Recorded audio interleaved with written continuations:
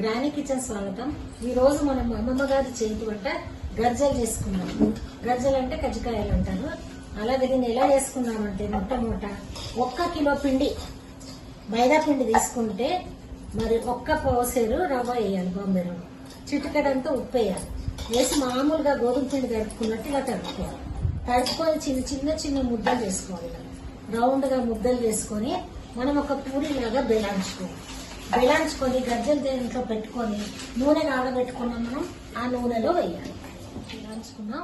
ఈ గజ్జలు చేసే దాంట్లో, కజ్జికాయలు చేసే దాంట్లో కోవా ఎలా అంటే మనం కోవాని ఇలా పెట్టుకోవాలి. ఎలా అంటే కోవాలో కొంచెం మనము చక్కెర పొడి చేసి మరి కోవా మరి ఇలాచి మరి కాజు పొడి చేసి వేసుకున్నాం.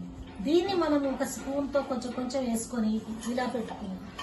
ఇలా గజ్జల్లాగా ఇలా ఒత్తుకొని ఇలా పెట్టుకొని దీన్ని ఇప్పుడు ఇలా ప్రెస్ చేసుకున్నాం. ఇలా ప్రెస్ చేసుకొని మనం దాంట్లో వేసుకున్నాం.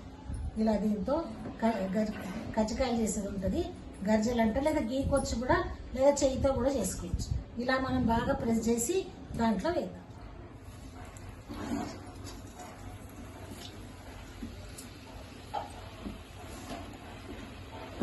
ఇప్పుడు మనం ఇలా ఇందులో వేసుకున్న నూనెలో వేసుకొని ఇలా కొద్దిగా కాలిన తర్వాత మనం ఇలా తిప్పుకోవాలి.